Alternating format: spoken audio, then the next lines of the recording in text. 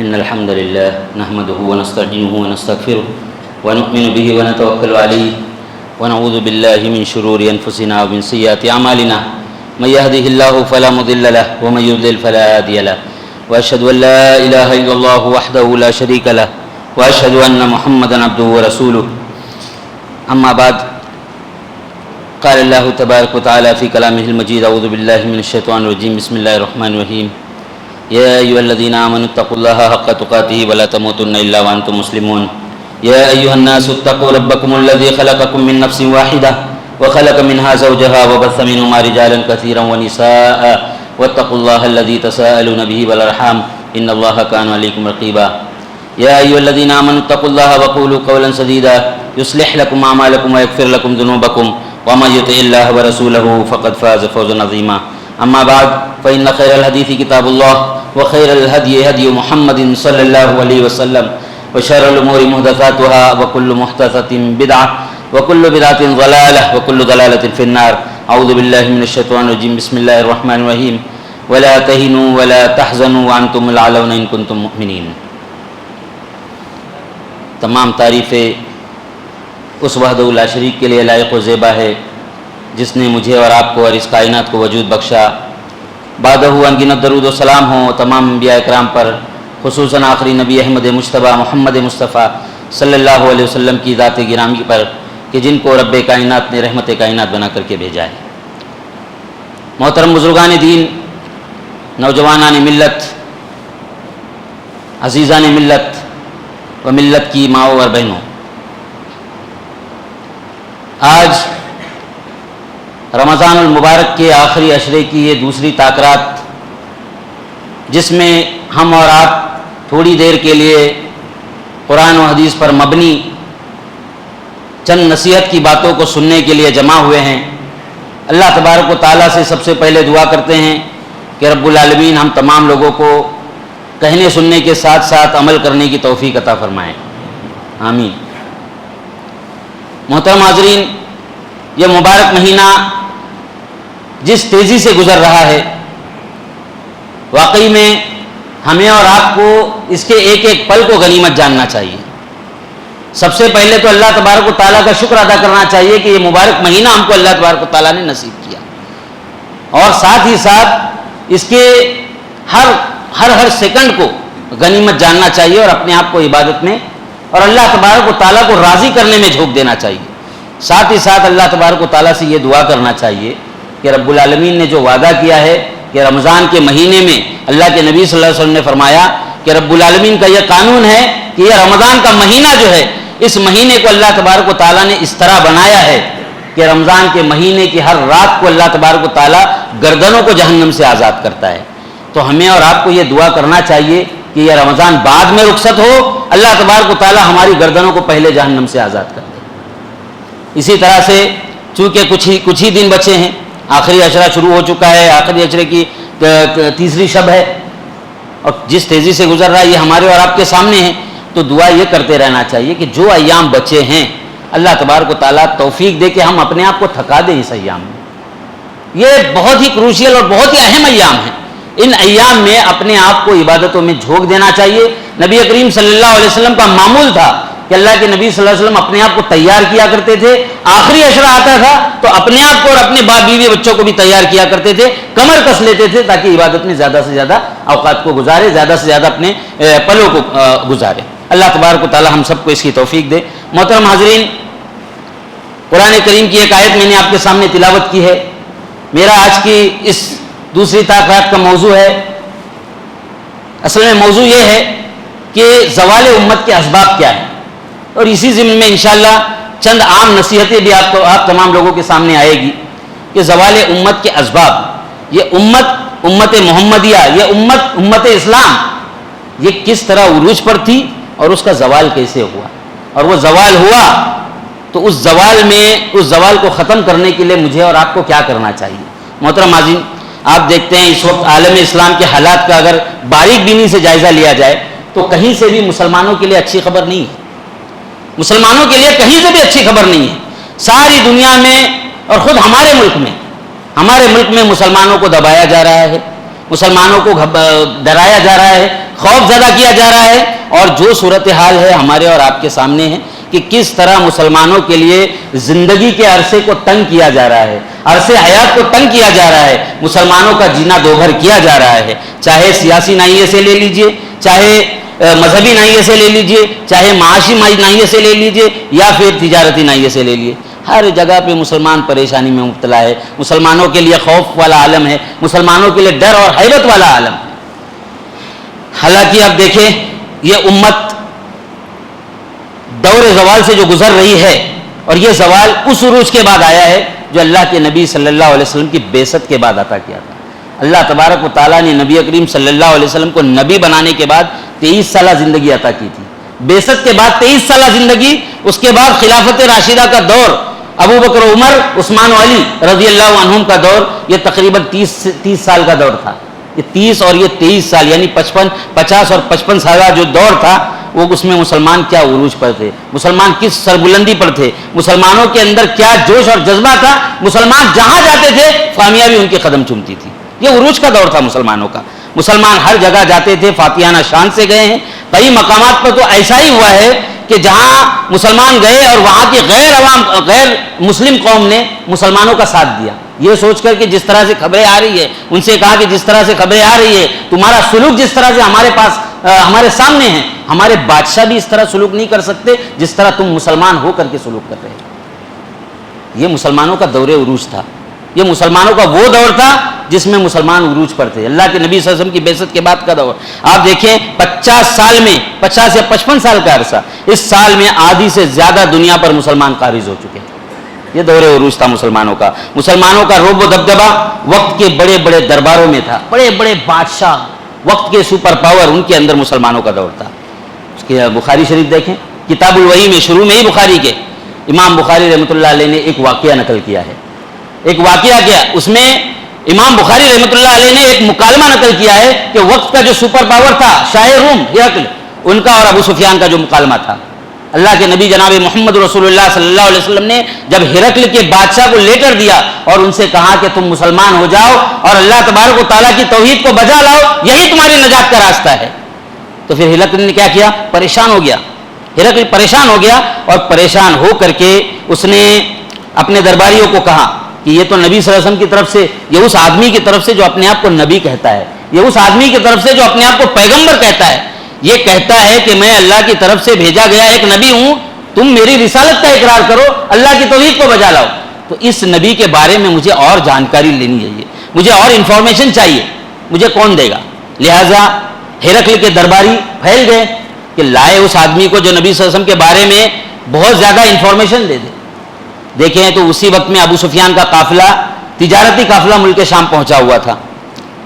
ہرقل کے درباری گئے، ابو سفیان کے وہ اس کے قافلے سمیت اس کو لے کر کے آئے دربار میں۔ ہرقل نے پوچھا، ابو سفیان سے پوچھا، بلکہ سارے پورے قافلے سے پوچھا کہ اس نبی کے بارے میں ڈیپلی معلومات کس کو ہے، یا اس نبی کا سب سے عزیز کون ہے، سب سے قریبی رشتے کے حساب سے کون ہے؟ ابو سفیان نے کہا کہ میں ہوں۔ ابو سفیان نے کہا، اس وقت مسلمان نہیں ہوئے تھے ابو سفیان، انہوں نے کہا کہ میں ہوں۔ اس کے بعد ہرقل نے ابو سفیان کو کہا، ابو سفیان کو بلایا اور ان کو قریب کیا، اور ان کے درباری جو تھے نا، ابو سفیان کے جو قافلہ تھا، اس کے ہواری مواری تھے، اس کے جو ساتھی تھے، ان کو حکم دیا کہ یہ ابو سفیان جہاں بیٹھا ہے نا، اس کے پیچھے کھڑے رہو، ابو سفیان کے پیچھے کھڑے رہو۔ ہرقل بہت ہی ہوشیار تھا، بادشاہ تھا، بہت ہی ہوشیار بادشاہ تھا، کیونکہ وہ جانتا تھا کہ قوم پیغمبروں کے ساتھ کیا سلوک کرتی ہے، قوم پیغمبروں کو قتل تک کر دیا کرتی ہے، وہ جانتا تھا۔ اور وہ جانتا تھا کہ اگر میں ابو سفیان کو صرف پوچھوں گا تو ہو سکتا ہے یہ جھوٹ بھی بولے، اس کے لیے اس نے کیا کیا، ابو سفیان کے ساتھ جو لوگ تھے ان سے کہا کہ پیچھے کھڑے رہو، پیچھے کھڑے رہو، اور جو سوال میں ان سے کر رہا ہوں اگر ذرہ برابر بھی جھوٹ کہے تو مجھے اشارہ دے دینا۔ ابو سفیان نے کہا، ابو سفیان قوم کا سردار تھا، اس نے کہا کہ مجھے غیرت آ گئی، مجھے شرم آ گئی کہ اگر میں ذرہ برابر بھی جھوٹ بولوں گا نبی صلی اللہ علیہ وسلم کے بارے میں تو یہ پکڑ لیں گے مجھے۔ بہرحال سوالات کیے، سوالات دیکھیں، سوالات اگر وہ سوالات دیکھیں، وقت تفصیل کا موقع نہیں ہے، اگر ہرقل نے جو سوالات ابو سفیان سے کیے، ان سوالات پر باریک بینی سے اگر جائزہ لیا جائے یا اس سے اندازہ لگایا جا سکتا ہے کہ ہرقل کی نظر اللہ تبارک و تعالیٰ کے قانون پر اور اللہ کے سنت پر کس طرح ہوا کرتی تھی۔ یہ جانچنا تھا اس کو کہ یہ نبی جو آ رہا ہے وہ یہ رسالت میں سچا ہے یا نہیں سچا ہے۔ لہٰذا اس نے سوالات کیے۔ پہلا سوال کیا کہ خاندان کیا ہے، بڑا لمبا واقعہ بخاری شریف میں موجود ہے. کہا خاندان کیا؟ یہ جو نبی آیا ہے، یہ جو اپنے آپ کو نبی کہتا ہے، یہ کس خاندان سے ہیں؟ بڑے خاندان سے یا چھوٹے خاندان سے ہیں؟ ابو سفیان نے کہا کہ یہ عالی نسب ہے، بڑے خاندان سے ہے یہ. اس کے بعد سوال کیا، اس کے بعد کہا کہ ہاں پیغمبر تو بڑے خاندان سے ہی ہوا کرتے ہیں، چھوٹے خاندان سے اگر پیغمبر آئیں گے تو ان کی بات کون سنے گا؟ لہذا دوسرا سوال کرتا ہے کہ اس سے پہلے یہ جو بات کہہ رہا ہے، یہ نبی جو بات کہہ رہا ہے، یہ جو دعوت دے رہا ہے، کیا اس سے پہلے تم لوگوں کے پاس اسی دعوت کسی نے دی تھی؟ تو کہا کہ نہیں، کسی نے نہیں دی. یہ نبی جو آیا، یہ آدمی جو ہے، اسی نے پہلی مرتبہ یہ دعوت دی ہے. تو ہرقل نے کہا کہ اگر پہلے کوئی اس طرح کا آتا اور پہلے کسی نے دعوت دی ہوتی تو یہ سمجھا جاتا کہ یہ بھی اسی کی تقلید میں دعوت دے رہا ہے. تیسرا سوال کر رہا ہے کہ اس کے بڑوں میں کوئی بادشاہ ہوا ہے کہ نہیں ہوا ہے؟ ابو سفیان نے کہا کہ نہیں، کوئی بادشاہ نہیں ہوا. تو کہا کہ اگر بادشاہ ہوا ہوتا تو یہ بادشاہ انہی کی بادشاہت لینے کے لیے آتا تھا. اس کے بعد سوال کر رہا ہے کہ بڑے لوگوں نے اس کی پیروی کی یا کمزور لوگوں نے پیروی کی؟ کہا کہ نہیں، اس کے تابع دار، اس کی پیروی کرنے والے کمزور لوگ تھے.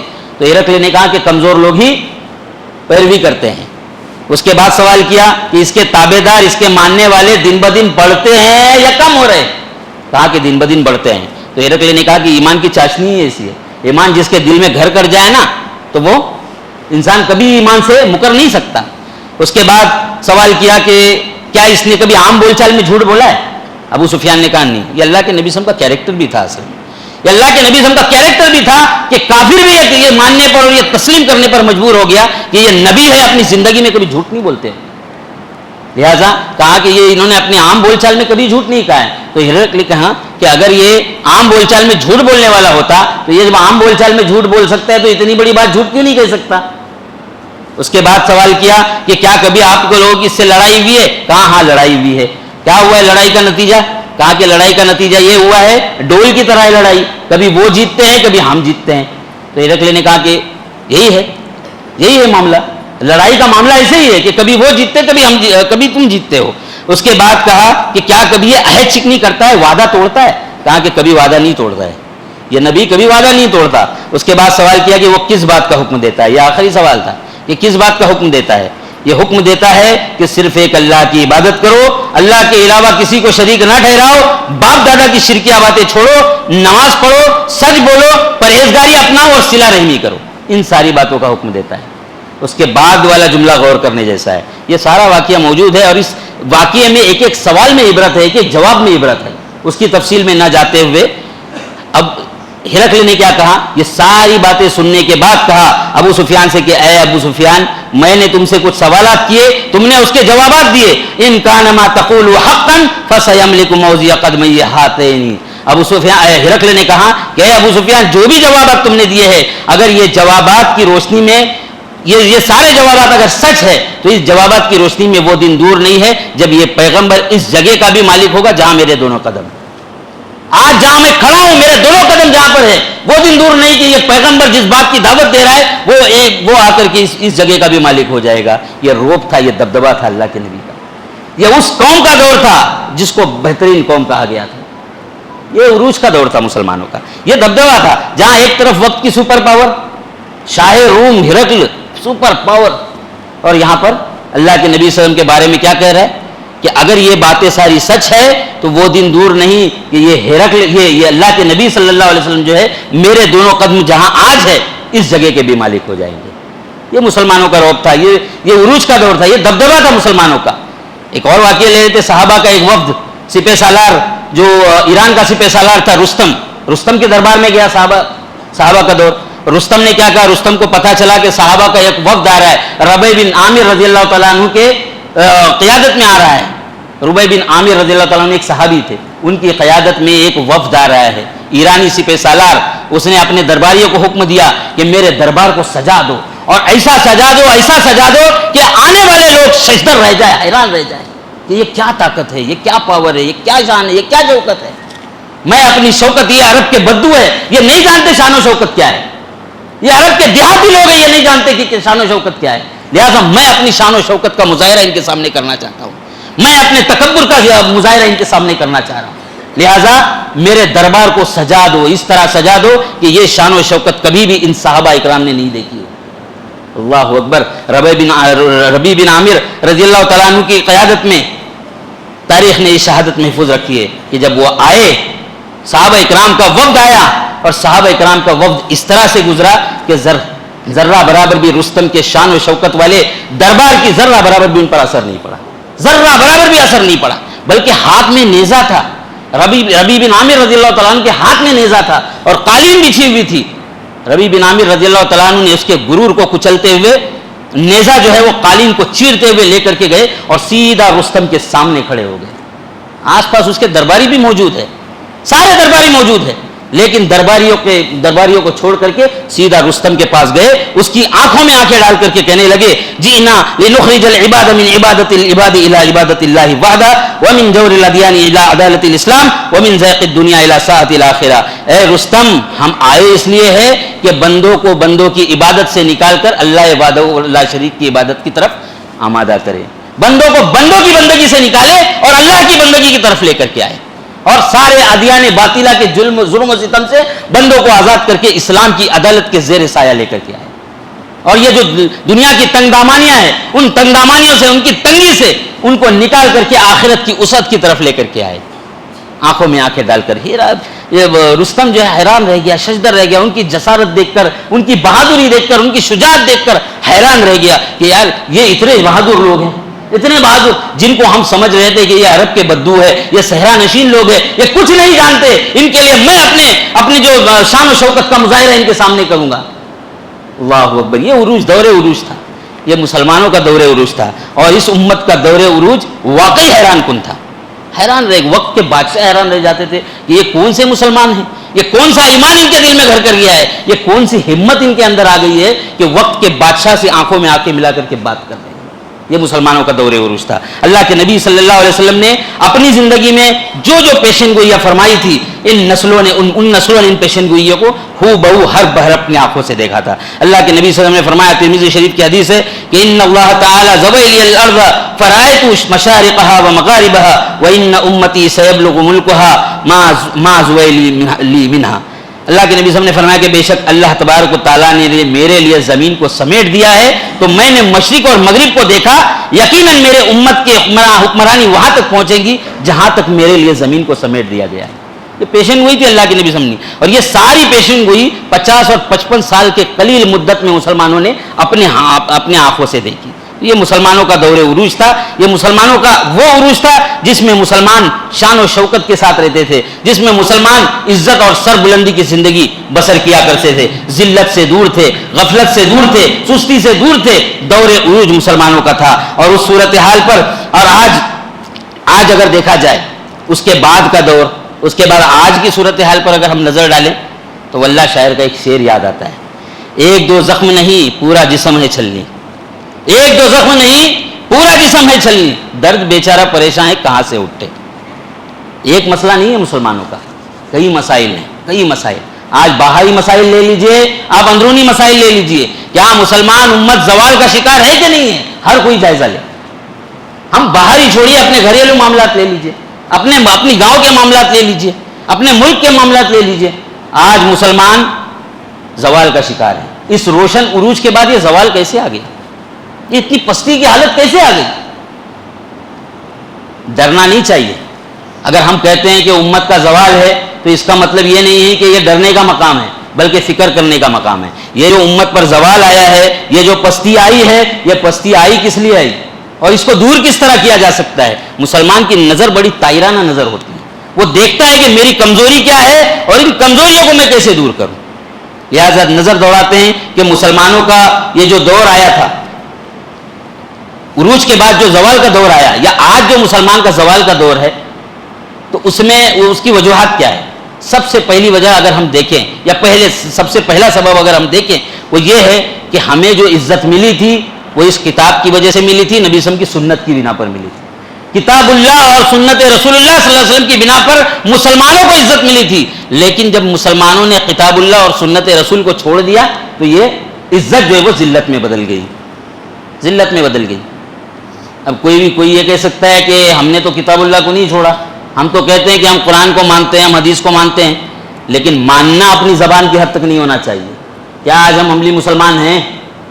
کیا آج ہم عملی مسلمان ہیں؟ نبی صلی اللہ علیہ وسلم نے جو دستور حیات وحی کی شکل میں لے کر آئے تھے، جو تحفہ امت کو دیا تھا، آج ہم نے اس کے ساتھ کیا سلوک کیا ہے؟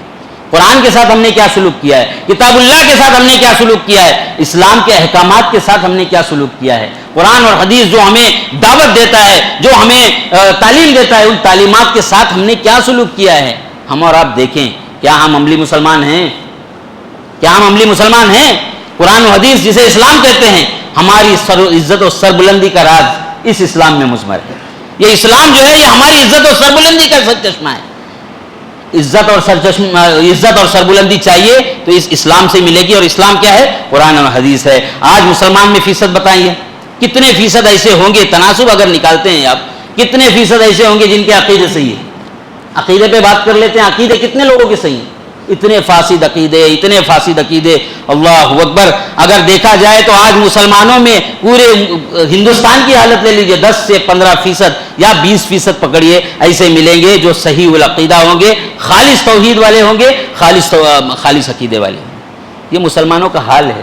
ایسے عقائد، اللہ اکبر۔ پچھلے تاخیرات میں شیخ محترم ذکر کر رہے تھے کہ شرک کے کیا مظاہر ہے۔ مسلمانوں میں جو شرک پائے جا رہے ہیں، ان کو صرف شرک یہ نہیں ہے کہ انسان درگاہ پہ جائے اور ماتھا ٹیکے، شرک کی کئی شکلیں ہو سکتی ہیں۔ تو آج مسلمانوں میں تناسب لگائیے، کتنے فیصد مسلمان ایسے ہیں جو صحیح العقیدہ ہے، خالص ہے۔ اللہ تبارک و تعالیٰ نے فرمایا وَمَا يُؤْمِنُ أَكْثَرُهُم بِاللَّهِ إِلَّا وَهُم مُشْرِكُونَ، اور ان میں سے اکثر مومن ایسے ہیں جو شرک کرتے ہیں۔ مومن میں بھی ایمان ہوتے بھی انسان شرک کر سکتا ہے۔ لہذا سب سے پہلی اور بنیادی وجہ یہ ہو سکتی ہے کہ ہم نے اسلام کو چھوڑا، ہم نے کتاب اللہ کو چھوڑا، ہم نے سنت رسول اللہ صلی اللہ علیہ وسلم کو چھوڑا۔ حالانکہ اسلام ہماری عزت و سربلندی کا راز، اسلام میں ہماری عزت و سربلندی کا راز ہے۔ عمر ابن خطاب رضی اللہ تعالیٰ عنہ کا تاریخی جملہ، عمر ابن خطاب رضی اللہ تعالیٰ عنہ امیر المومنین، عمر ابن خطاب کا یہ تاریخی جملہ ہمیشہ یاد کرنا چاہیے۔ عمر ابن خطاب رضی اللہ تعالیٰ عنہ نے فرمایا تھا کہ انا كنا اذل قوم فاعزنا الله بالاسلام فمهما نطلب العزة بغیر ما اعزنا الله به اذلنا الله۔ عمر ابن خطاب رضی اللہ تعالیٰ عنہ نے فرمایا تھا کہ ہم ذلیل قوم تھے، ہم ذلیل تھے، رسوا تھے، یا اسلام نے آیا، اسلام نے ہمیں عزت بخش دی، یا قرآن اور کتاب اللہ اور سنت رسول نے ہم کو عزت بخش دی، یہ اسلام نے ہم کو عزت بخشی ہے۔ پھر اس عمر بن خطاب رضی اللہ تعالیٰ عنہ آنے والی نسلوں کو نصیحت بھی کر رہے ہیں کہ اگر تم اسلام کے علاوہ کہیں پر بھی عزت طلب کرنے جاؤ گے نا تو اللہ تبارک و تعالیٰ ذلیل کرے گا۔ یہ اللہ کا قانون ہے۔ عزت چاہیے تو اسلام کی طرف لوٹ آئیں، کتاب اللہ کی طرف لوٹ آئیں، سنت رسول اللہ صلی اللہ علیہ وسلم کی طرف لوٹ آئیں۔ یہ عزت کا اور سربلندی کا سرچشمہ ہے۔ اس کے علاوہ کہیں پر عزت ڈھونڈنے جائے گا، اسلام کے علاوہ کہیں پر عزت ملنے سے رہی۔ لہذا عزت چاہیے، سربلندی چاہیے، عروج چاہیے، زوال کا خاتمہ چاہیے تو کتاب اللہ کی طرف آئیں، سنت رسول اللہ صلی اللہ علیہ وسلم کی طرف سے آئے۔ آج اسلام سے ہمارا تعلق کیسا ہے؟ ہم اور آپ غور کریں، ہر کوئی اپنی گریبان میں جھانک کر کے دیکھ لے اسلام سے ہمارا تعلق کتنا گہرا ہے۔ ہم سچے مسلمان ہیں یا نہیں؟ ہم عملی مسلمان ہیں یا نہیں؟ ہم پریکٹیکل مسلمان ہیں یا نہیں؟ اسلام لہذا ضروری ہمارے لیے ہے کہ اسلامی تعلیمات کو اپنی زندگی میں نافذ کرے۔ یہ اسلام بڑا پیارا مذہب ہے، اس کی تعلیمات بڑی پیاری ہے، اس کی تعلیمات بڑی روشن ہے۔ لہذا ہمیں اور آپ کو تو فخر محسوس کرنا چاہیے کہ اللہ تبارک و تعالیٰ نے ہمیں مسلمان بنایا، اللہ تبارک و تعالیٰ نے اسلام جیسی دولت سے فضلات فرمایا، اللہ تبارک و تعالیٰ نے کتاب اللہ جیسی عظیم نعمت دی، اللہ تبارک و تعالیٰ نے نبی صلی اللہ علیہ وسلم جیسا نبی دیا اور ان کی تعلیمات دی۔ لہذا ہمیں اور آپ کو چاہیے کہ اسلامی تعلیمات پر عمل کرے، قرآن و حدیث کو اپنے لیے مشعل راہ بنائے، مضبوطی سے پکڑ لے، جو کام کرے ہم عقیدے میں بھی مسلمان ہو، ہم اعمال میں بھی مسلمان ہو، ہمارا کیریکٹر ہو تو مسلمان والا کیریکٹر ہو، ہمارا کردار ہو تو مسلمان والا کردار ہو، ہمارے معاملات ہو تو مسلمان والے معاملات ہو، ہماری تجارت ہو تو مسلمان والی تجارت ہو، ہماری تجارت ہو تو اسلام والی تجارت ہو۔ لہذا اس بات کو ذہن میں رکھیں کہ پہلا سبب یہ ہو سکتا ہے کہ قرآن اور حدیث سے یا کتاب اللہ سے، سنت رسول اللہ سے ہماری لا تعلقی، لیکن اس کے لیے یہ ضروری ہے کہ ہم اسلام کی طرف آئے، کتاب اللہ کی طرف آئے، سنت رسول اللہ کی طرف آئے، تو یہ زوال کا دور ختم ہو سکتا ہے۔ دوسری چیز یا دوسرا سبب جو ہے وہ یہ ہے، دوسرا سبب یہ ہو سکتا ہے، اللہ تبارک و تعالیٰ نے قرآن میں قوم یہود کا جو ہے قوم یہود کا رویہ ذکر کیا ہے۔ قوم یہود کے بارے میں اللہ تبارک و تعالیٰ نے فرمایا کہ یہ قوم یہود ہے، ان پر اللہ تبارک و تعالیٰ نے بدترین ذلت نازل کی تھی۔ اللہ تبارک و تعالیٰ نے فرمایا، سورہ اعراف کی آیت ہے، وَإِسْتَأْذَنَ رَبُّكَ لَيَبْعَثَنَّ عَلَيْهِمْ إِلَى يَوْمِ الْقِيَامَةِ مَن يَسُومُهُمْ سُوءَ الْعَذَابِ إِنَّ رَبَّكَ لَسَرِيعُ الْعِقَابِ وَإِنَّهُ لَغَفُورٌ رَحِيمٌ۔ قوم یہود کے بارے میں اللہ تبارک و تعالیٰ نے کیا فرمایا قرآن میں؟ قوم یہود کے بارے میں فرمایا کہ وہ وقت یاد کرو، اے نبی صلی اللہ علیہ وسلم وہ وقت یاد کرو جب رب نے یہ بات بتلائی کہ یہ ان یہود پر قیامت تک میں ایسے شخص کو مسلط کروں گا جو ان کی تباہی اور بربادی کا، جو ان کو رسوا کرے گا، جو ان کو رسوا کرے گا، قیامت تک میں ایسے شخص کو مسلط کروں گا۔ اور بے شک اللہ تبارک و تعالیٰ بہترین بدلہ لینے والا ہے، اور اللہ تعالیٰ غفور ہے، رحیم ہے۔ اسی طرح سے اللہ تبارک و تعالیٰ نے سورہ آل عمران میں فرمایا ضُرِبَتْ عَلَيْهِمُ الذِّلَّةُ أَيْنَمَا سُقِفُوا، یہ قوم یہود ہے، ہر جگہ سے ان پر ذلت اور مسکنت، ذلت نازل، اللہ تبارک و تعالیٰ کی پھٹکار ان پر نازل۔ اور یہ ذلت کیوں ملی؟ اس سبب کو ذرا غور سے سنیں، اور آج ہم اپنے معاشرے کا جائزہ لیں، کیا ہمارے اندر بھی یہ چیز پائی جاتی ہے کہ نہیں پائی جاتی ہے؟ قوم یہود کو اللہ تبارک و تعالیٰ نے ذلیل کیا، ملعون قرار دی گئی یہ قوم، اس کی سبب، اس کی وجہ ایک اہم یہ تھی کہ اللہ تبارک و تعالیٰ نے فرمایا افتؤمنون ببعض الکتاب وتکفرون ببعض، جو قرآن کے یا اللہ تبارک و تعالیٰ کے احکام کے یا اسلام کی بعض چیزوں کو لیا کرتے تھے اور بعض چیزوں کو چھوڑ دیا کرتے تھے۔ جو کتاب اللہ تبارک و تعالیٰ نے ان پر نازل کی تھی نا توریت، اس کے بعض حصے کو لیتے تھے، بعض حصے کو چھوڑ دیا کرتے تھے۔ جہاں دل نے چاہا دین پر عمل کر لیا، جہاں دل نے چاہا دل پر، جہاں ہمارا دل، جہاں قرآن کی تعلیمات، جہاں کتاب کی تعلیمات، اسلام کی تعلیمات ہماری خاندان کی روایتوں کے آڑے آ گئے، ہم اس پر عمل نہیں کریں گے۔ یہ رویہ تھا قوم یہود کا۔ قوم یہود کا رویہ تھا جو دل میں چاہا، جو اچھا لگتا ہے اس پر عمل کریں گے، جو ہم کو گرا گزرتا ہے، جو ہمارے لیے مشکل ہوتا ہے ہم اس کو چھوڑ دیں گے۔ یہ رویہ بڑا خطرناک رویہ ہے، یہ رویہ بڑا خطرناک ہے۔ یہ رویہ مسلمانوں کو یا ہم تمام لوگوں کو زوال کی طرف لے کر جا رہا ہے۔ یہ کتاب اللہ تبارک و تعالیٰ نے نازل کی ہے نا، یہ دین نازل کیا ہے نا، اس کے بعض حصوں پر عمل کرنا، بعض کو چھوڑ دینا، ایسا نہیں ہونا چاہیے۔ اللہ تبارک و تعالیٰ نے کہا کہ جس قوم کا معیار میری کتاب کے ساتھ یہ ہوگا انہیں میں قیامت سے پہلے ذلیل کر دوں گا، قیامت سے پہلے ذلیل کروں گا۔ لہٰذا قوم یہود کا تذکرہ کر کے اللہ تبارک و تعالیٰ نے آگے فرمایا افتؤمنون ببعض الکتاب وتکفرون ببعض، کہ بعض حصے کو لیا کرتے تھے، بعض کو چھوڑ دیا کرتے تھے، انکار کیا کرتے تھے۔ اس کے بعد اللہ تبارک و تعالیٰ نے ان کا حشر کیا کیا، ان کا حشر کیا کیا۔ اللہ تبارک و تعالیٰ نے فرمایا فما جزاء من يفعل ذلك منكم الا خزي في الحياة الدنيا ويوم القيامة يردون الى اشد العذاب وما الله بغافل عما تعملون، دنیا میں بھی رسوا اور آخرت میں سخت عذاب۔ اللہ تبارک و تعالیٰ نے یہ بدلہ ہے ان لوگوں کا جو یہ کرتے تھے کہ دنیاوی زندگی میں ان کو ذلیل اور رسوا کر کے رکھ دوں گا اور آخرت میں ان پر سخت عذاب ہے۔ یہ قوم یہود کا اللہ نے تذکرہ کیا، اور رہتی دنیا تک آنے والے مسلمانوں کے لیے یہ سبق ہے کہ جو اس طرح معاملہ اللہ تبارک و تعالیٰ کے قانون کے ساتھ کرے گا، اللہ تبارک و تعالیٰ کی کتاب کے ساتھ کرے گا، اس دین اور اس شریعت کے ساتھ کرے گا، اللہ تبارک و تعالیٰ نے تو جو قانون دیا ہے نا، اس قانون کے بعد اللہ تبارک و تعالیٰ نے کیا کہا ہے؟ اللہ نے کہا ہے کہ یا ایھا الذین آمنوا ادخلوا فی السلم کافہ، اے لوگو، اے ایمان والو، پورے کے پورے اسلام میں داخل ہو جاؤ، آدھے تیتر آدھے بٹیر مت بنو۔ یہ نہیں کہ بعض چیزیں جو ہم کو اچھی لگتی ہے اس پر عمل کریں گے اور بعض چیزیں اس کو چھوڑ دیں گے۔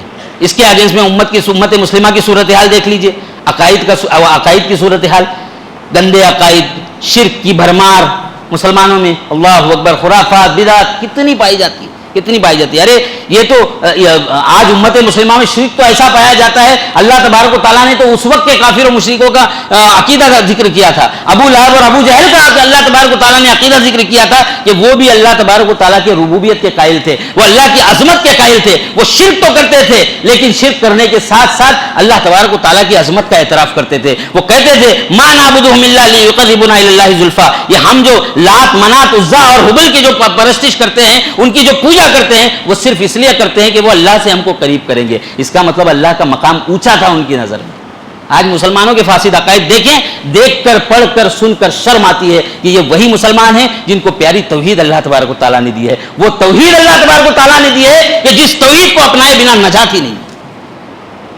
لہذا قرآن اللہ تبارک و تعالیٰ نے نازل کیا ہے ہم سب کی ہدایت کے لیے، اس کی ساری تعلیمات پر ہمیں اور آپ کو عمل کرنا ہے۔ یہ قرآن، یہ شریعت جو اللہ تبارک و تعالیٰ نے نازل کی ہے، ایسا نہ ہو کہ جو چیزیں ہمیں اچھی لگتی ہے ہم اسی پر عمل کر لیں گے۔ آج مسلمانوں کی صورتحال دیکھیے، ہمارا بہت بڑا مسئلہ کیا ہے؟ ہمارا بہت بڑا مسئلہ یہ ہے کہ ہم دین کو بانٹ چکے ہیں، دین کو ہم بانٹ چکے ہیں، جہاں ہم چاہتے ہیں وہاں اپناتے ہیں، اور جہاں دین ہمارے خلاف ہو، ہمیں ذرا سی مشکل ہو عمل کرنا، ہم چھوڑ دیتے ہیں۔ آپ دیکھیں، ایک مسلمان ہے، صف اول کا نمازی ہے، 5 وقت نماز پڑھتا ہے، جماعت کے ساتھ نماز ہوتی ہے، یہ ہماری نمازیں اسی ہے، بہت اچھی بات ہے، ہم کو نماز 5 وقت پڑھنا چاہیے، صف اول میں آ کر کے پڑھنا چاہیے، لیکن اسی نمازی کی جب شادی بیاہ کا معاملہ دیکھو، شادی بیاہ میں یہ مسلمان کہاں جاتا ہے؟ شادی بیاہ میں یہ تعلیمات کہاں جاتی ہے؟ وہ خرافات. آج تو شادی بیاہ کا معاملہ لے لو، شادی بیاہ کی بات نکلی ہے، ایک ایک نئی خرافات آج نظر آئے گی. مائیں بہنیں بھی یہاں پر موجود ہے، گھروں کو چیک کریں. ہم اگر مسجد میں مسلمان ہیں تو اپنے گھروں میں مسلمان کیوں نہیں ہیں؟ ہم ہر جگہ مسلمان ہو نا. ہم بازار میں جا رہے ہیں، ہماری تجارتیں دیکھیں، کیا تجارتیں ایسی ہے کہ جو اسلام کو ریکوائرڈ ہے، جس کا اسلام متقاضی ہے؟ ہم اپنی تجارت کو دیکھیے، اپنے معاملات کو دیکھیے، اپنی معاشرت کو دیکھیے، ہمارے اپنوں کے ساتھ ہمارے کیا سلوک ہے؟ کیا یہی اسلام ہمیں سکھاتا ہے؟ بعض چیزوں پر تو عمل کر رہے ہیں، مسجد میں آ کر 5 ٹائم نماز پڑھ رہے ہیں، لیکن اس کے بعد ہمارے معاملات لوگوں کے ساتھ کیسے ہیں؟ ہم لوگوں کے ساتھ سلوک کیسا کرتے ہیں؟ ہم معاملات کس طرح کرتے ہیں؟ لین دین کس طرح کرتے ہیں؟ کیا ہمارے لین دین میں ٹھگ ہے کہ نہیں؟ غبن ہے کہ نہیں؟ دھوکہ ہے کہ نہیں؟ چوری ہے کہ نہیں؟ یہ ساری چیزیں ہمیں اور آپ کو دیکھنا چاہیے. یہ مسلمان ہیں اور ہم مسلمان ہیں، ہمارے لیے اسلام کی تعلیمات بہت زیادہ ہونی چاہیے. یہ خرافات بالکل نہیں کریں گے ہم اگر مسجد میں مسلمان ہیں، مسجد سے باہر بھی مسلمان ہیں، بازار میں بھی مسلمان ہیں، گھروں میں بھی مسلمان ہیں، گھر سے باہر بھی مسلمان ہیں، اپنے پڑوسی کے ساتھ بھی مسلمان ہیں، مہمان آ رہا ہے اس کے ساتھ بھی مسلمان ہیں، ہم باہر جا رہے ہیں تو بھی مسلمان ہیں. یہ ہمارا شیوا ہونا چاہیے. لہذا یا ایھا الذین آمنوا ادخلوا فی السلم کافہ، پورے کے پورے اسلام میں داخل ہو جاؤ. ولا تتبعوا خطوات الشیطان، شیطان کے خطوے کی پیروی مت کرو، اس لیے کہ شیطان تمہارا دشمن ہے. لہذا ضرورت ہے کہ خرافات سے نکل کر اسلام میں داخل ہو جائیں. اسی طرح سے زوال کا ایک بہت بڑا سبب یہ ہو سکتا ہے جس کی تشخیص اللہ کے نبی صلی اللہ علیہ وسلم نے 1400 سال پہلے کی ہے. اللہ اکبر. اللہ کے نبی صلی اللہ علیہ وسلم نے 1400 سال پہلے پیشن گوئی کی تھی جو ہر بحرف صادق آ رہی ہے. دنیا کی محبت، دنیا سے پیار، دنیا سے عشق، دنیا میں رہتے ہوئے دنیا کے لیے جینا، دنیا میں رہتے ہوئے تصور آخرت نہ ہونا، حشر و نشر کے بارے میں نہ سوچنا، قبر کے آنے والے مراحل کے بارے میں تیاری نہ کرنا، آخرت کی تیاری نہ کرنا، حشر و نشر کی تیاری نہ کرنا، ایمان بالآخرت کو کمزور کرنا، غیب پر ایمان لانے کو کمزور کرنا. یہ بھی ہمارے زوال کا ایک بہت بڑا سبب ہے کہ مسلمان ہیں. یہ دنیا سے محبت، اللہ کے نبی صلی اللہ علیہ وسلم نے کہا تھا ہماری ساری پلاننگ، ہماری ساری منصوبہ بندی دنیا کو بنانے کے لیے ہوتی ہے. اچھا آج میں یہ پیسے یہاں انویسٹ کرتا ہوں تو اس سے 50,000 کے 1 لاکھ بنیں گے، یا یہ ہوگا ایسا ہوگا. بعض دفعہ تو انسان دھوکہ بھی کھاتا ہے. ہماری پلاننگ ہو رہی ہے نا دنیا بنانے میں پلاننگ ہو رہی ہے. ہماری منصوبہ بندی کہاں ہو رہی ہے؟ دنیا بنانے میں ہو رہی ہے. اللہ کے نبی صلی اللہ علیہ وسلم نے پیشن گوئی کی تھی. اللہ کے نبی صلی اللہ علیہ وسلم نے کہا تھا یوشک الامم ان تداع علیکم کما تداع الاکلۃ الی قصعتها، کہ دنیا کی امتیں تم پر ایسی ٹوٹ پڑے گی جیسے ایک بھوکا دسترخوان پہ ٹوٹ پڑتا ہے. ایک بھوکا دسترخوان پہ جیسے کھانے پر ٹوٹ پڑتا ہے، بھوک لگی ہے، اس کو کھانا ہے، اس کا لذیذ کھانا جو اس کو سب سے زیادہ پسند ہے، اس کھانے پر جس طرح یہ بھوکا ٹوٹ پڑتا ہے نا، ویسے قومیں تم پر ٹوٹ پڑے گی، تم کو دسترخوان بنائے گی. صحابہ اکرام نے پوچھا کہ اللہ کے نبی صلی اللہ علیہ وسلم وہ دور بھی آئے گا جب ساری امتیں جو ہم پر اس طرح ٹوٹ پڑے گی جیسے بھوکا دسترخوان پہ ٹوٹ پڑتا ہے، تو کیا یہ اس لیے ہوگا کہ ہم تعداد میں کم ہوں گے؟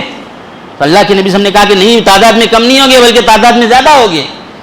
لیکن اس کی وجوہات کیا ہوگی؟ اللہ کے نبی صلی اللہ علیہ وسلم نے فرمایا وَلَكِنَّكُمْ غُثَاءٌ كَغُثَاءِ السَّيْلِ، ایک جھاگ کی طرح ہوگے. جیسے سیلاب کا جھاگ ہوتا ہے نا، ویسے جھاگ کی طرح ہوگی. اور اللہ تبارک و تعالیٰ دشمن کے دلوں سے تمہارے روب اور دبدبے کو ختم کر دے گا. جو روب اور دبدبہ اس وقت تھا، عروج کے دور میں تھا، اس روب اور دبدبے کو اللہ تبارک و تعالیٰ دشمن کے دلوں سے ختم کر دے گا. اور اللہ تبارک و تعالیٰ تمہارے دلوں میں وہن کو ڈال دے گا. وہن کیا ہے؟ صحابہ کرام نے پوچھا اللہ کے نبی صلی اللہ علیہ وسلم وہن کیا ہے؟ تو اللہ کے نبی صلی اللہ علیہ وسلم نے فرمایا حب الدنیا و کراہیت الموت، دنیا کی محبت، دنیا کمانا ہے، بس دنیا کمانا ہے. ایک بنگلہ لے لیا، دوسرے کی تیاری، تیسرا لے لیا، چوتھی کی تیاری. ایک گاڑی لی، دوسری گاڑی، سب سے برانڈیڈ گاڑی، سب سے مہنگے کپڑے، سب سے زیادہ سب سے بڑی دنیا، یہ ساری تیاری ہماری ہوتی ہے. حب الدنیا، دنیا کی محبت. دنیا کیسے آئے؟ دنیا کمانے سے انکار نہیں کرتی ہے شریعت، لیکن دنیا کی محبت میں اتنا پل جانا کہ حلال اور حرام کی تمیز تک نہ رہے. دنیا کمانے میں حرام طریقہ، دنیا گھرانے میں حرام طریقہ، یہ سارے طریقے اللہ کو نہیں پسند. حب الدنیا و کراہیت الموت، موت کی کراہیت اور دنیا کی محبت. دنیا کی محبت اگر غالب ہو جائے، آخرت کی فکر نہ ہو، ہماری آنے والی نسلوں کے دین و ایمان کی فکر نہ ہو، جب ہر طرف دنیا کا ماحول ہو جائے، کراہیت الموت بیٹھ جائے، تو دشمن غالب آ جائے گا، تمہاری سرزمین دسترخوان بن جائے گی. لہذا دنیا کی محبت اگر آ جائے گی، یہ زوال کا دور آ جائے گا. لہذا دنیا سے اتنا ہی دل لگانا چاہیے جتنا اللہ تبارک اللہ تعالیٰ کو مطلوب ہے، شریعت کو مطلوب ہے دنیا کماؤ لیکن دنیا میں رہ کے آخرت کی تیاری کرنا ہے، آخرت کا تصور ذہن میں رکھو کہ یہ دنیا تو اللہ کے نبی صلی اللہ علیہ وسلم نے کہا ہے نا کہ میری امت کی عمر اوسطاً 60 سے 70 سال ہے، اور کوئی ہوگا جو اس سے تجاوز کر جائے گا، لیکن یہ 60 سالہ زندگی، 70 سالہ زندگی، اس 60 سال اور 70 سالہ زندگی کے لیے ہم کتنی محنتیں کرتے ہیں، اور وہ زندگی جو آخر ہمیشہ رہنے والی ہے اس زندگی کے لیے ہم سوچتے ہی نہیں ہیں۔ لہٰذا حب الدنیا، دنیا کی محبت اگر دل میں بیٹھ جائے گی نا تو یہ زوال کا دور ہے۔ لہٰذا دنیا کو آخرت، دنیا میں رہ کر کے آخرت کی تیاری کرے اور آخرت کے بارے میں سوچے۔ اللہ کے نبی جناب محمد رسول اللہ صلی اللہ علیہ وسلم کے ایک صحابی تھے عبداللہ ابن عمر رضی اللہ تعالیٰ عنہ، ایک مرتبہ اللہ کے نبی صلی اللہ علیہ وسلم نے ان کا کندھا پکڑا اور کندھا پکڑ کے کہا کہ کن فی الدنیا کانک غریب وعابر سبیل، کہ دنیا میں ایسے رہو جیسے اجنبی ہو یا پردیسی ہو، صبح کرو تو شام کا انتظار مت کرو، شام کرو تو صبح کا انتظار مت کرو، اللہ کے نبی صلی اللہ علیہ وسلم نے فرمایا۔ لہٰذا دنیا کی محبت اگر غالب آ جاتی ہے تو انسان ذکر الہی کو بھول جاتا ہے، اللہ تبارک و تعالیٰ کو بھول جاتا ہے۔ اسی لیے کہا کہ دو بھوکے بھیڑیے بکریوں کے ریوڑ میں اگر وہ چھوڑ دیے جائے تو وہ دو بھوکے بھیڑیے انسان کے اس بکری کے ریوڑ کو اتنی تباہی نہیں کر سکتے جتنا یہ مال کی ہرس انسان کی تباہی کر سکتا ہے۔ لہٰذا حب دنیا سے بچیں، دنیا سے اتنا ہی دل لگائے جتنا شریعت کو مطلوب ہے، دنیا میں رہے تو آخرت کے بارے میں سوچے تو ہمارے زوال کا دور ختم ہو سکتا ہے۔ صحابہ اکرام کو دیکھیں، دنیا کماتے تھے، صحابہ اکرام میں بھی بڑے بڑے صحابہ، ایسے صحابہ بھی موجود ہیں جو غنی صحابہ تھے، عبد الرحمن ابن عوف جن کا قافلہ، جن کا تجارتی قافلہ مدینہ کے اس گلی سے لے کے اس گلی تک ہوتا تھا، لیکن کیا ہے یہ ان کا زہد اور تقویٰ تھا کہ دنیا ان کے قدموں میں آئی تھی۔ یہ زہد اور تقویٰ استعمال کریں۔ صحابہ اکرام کو دیکھیں، دنیا سے کتنی محبت تھی، دنیا سے بے ثباتی تھی ایک دم۔ لہٰذا ہمیں اور آپ کو چاہیے کہ دنیا میں رہ کر کے آخرت کے بارے میں تیاری کرے، دنیا میں اتنا نہ پل جائے کہ حلال اور حرام کی تمیز نہ رہے۔ بعض لوگ دیکھا جاتا ہے کہ کماتے بہت ہیں لیکن حلال حرام کی کوئی تمیز نہیں رہتی۔ لہٰذا ہمیں اور آپ کو چاہیے کہ حلال اور حرام کی تمیز رکھے۔ جو لقمہ ہم اپنے پیٹ میں ڈال رہے ہیں، اپنے بچوں کے پیٹ میں ڈال رہے ہیں، اپنے بیوی کے پیٹ میں ڈال رہے ہیں، کیا وہ حلال لقمہ ہے یا نہیں ہے، اس بات کو چیک کرے، ورنہ یہ دنیا تم کو پستی کی طرف ہی لے کر کے جائے گی، انسان کی دنیا بھی برباد، آخرت بھی برباد۔ لہٰذا حب الدنیا و کراہیت الموت، اس کو ذہن میں رکھے۔ زوال کا ایک بنیادی سبب یہ بھی ہو سکتا ہے، بلکہ یہ بھی ہے جس کو ہم اور آپ بھی دیکھ رہے ہیں کہ ہمارے ہاں بھی اس چیز کا فقدان ہے، ہمارے اندر بھی دعوتی مزاج کا فقدان ہے، دین کی دعوت۔ اللہ تبارک و تعالیٰ نے تو ہمیں اور آپ کو خیر امت قرار دیا نا، کنتم خیر امت اخرجت للناس تأمرون بالمعروف وتنہون عن المنکر۔ ارے تم خیر امت ہو، بہترین امت ہو، اور خیر امت کا ٹائٹل جو دیا ہے وہ ایسے ہی نہیں دیا ہے۔ خیر امت ہو جو اپنے لیے نہیں، لوگوں کے لیے نکالی گئی ہو۔ اللہ تبارک و تعالیٰ نے فرمایا کہ تم خیر امت ہو، سب سے بہترین امت ہو جو لوگوں کے لیے نکالی گئی ہو، اور خیر امت کا ٹائٹل اور یہ جو اللہ تبارک و تعالیٰ نے لقب دیا ہے وہ کس لیے دیا ہے؟ تأمرون بالمعروف وتنہون عن المنکر۔ یہ امت کا مزاج ہونا چاہیے، یہ مزاج قرآن نے دیا، یہ مزاج اللہ تبارک و تعالیٰ نے دیا، یہ مزاج شریعت نے دیا کہ تمہارا مزاج دعوتی مزاج ہونا چاہیے۔ تم امر بالمعروف کہے اور نہیں عن المنکر سے روکو، معروف باتوں کا حکم دو اور منکر باتوں سے روکو۔ یہ خیر امت ہونے کا تقاضا ہے کہ اگر ہم کو خیر امت اللہ تبارک و تعالیٰ نے بنایا ہے نا تو اس دین کی، اس شریعت کو پھیلانا، اس توحید کو پھیلانا، بدعت سے لوگوں کو دور کرنا، خرافات سے دور کرنا، برے اعمال سے دور کرنا، یہ میری اور آپ کی ذمہ داری ہے، اور یہ میرے اور آپ پر فریضہ ہے جو اللہ تبارک و تعالیٰ نے خیر امت کے تناظر میں عطا کیا ہے۔ لہٰذا دعوتی مزاج کا فقدان جب سے ہونے لگا، امت زوال کی طرف جانے لگی۔ آج المیہ ہے، بہت بڑا المیہ ہے۔ آج ہمارے یہاں ہی دیکھو، جب دعوتی کام کی بات آتی ہے لوگ نظر نہیں آتے، یہ بہت بڑا المیہ ہے۔ اس کو میں سب سے پہلے اپنے آپ کو نصیحت کرتا ہوں کہ اس طرح کے معاملات جب ہوتے ہیں، جب دعوتی کام کرنے کی بات آتی ہے تو آپ کو تعداد بہت کم نظر آئے گی، لیکن یہی آپ دیکھیں دیگر جائیں، دنیاوی جو کھیل ہوتے ہیں اس کھیل میں دیکھیں یا انٹرٹینمنٹ کی دنیا میں جائیں، اتنی پبلک رہے گی کہ سنبھالے نہیں سنبھلتی۔ یہ بہت بڑا المیہ ہے۔ لہٰذا دعوتی مزاج کا فقدان، ماضی میں اس امت نے دنیا والوں کو بہت کچھ دیا۔ بادشاہ تھے نا، بادشاہوں کو بھی فکر ہوا کرتی تھی، بادشاہوں کو بھی فکر، ماضی کی امت کا ایک فرد یہ سمجھتا تھا کہ یہ دین ایک امانت ہے، یہ شریعت ایک امانت ہے جس کو دوسروں تک پہنچانا ہے، ہم اپنی حد تک نہ رکھیں، دوسروں تک بھی اس کو پہنچائے۔ مگر یہ تصور آج کی نسلوں میں کم ہو گیا ہے۔ خلیفہ وقت کو دیکھیے، خلیفہ رہتے ہوئے دائی بنتا تھا، خلیفہ وقت بھی دائی ہوا کرتا تھا۔ عمر ابن عبدالعزیز رحمۃ اللہ علیہ خلیفہ وقت تھے، ان کو ایک گورنر نے خط لکھا، ان کو ایک خط لکھ کر کے شکایت کی۔ عمر ابن عبدالعزیز رحمۃ اللہ علیہ وقت کے خلیفہ تھے، دعوتی مزاج دیکھیے خلیفہ کا کس طرح تھا.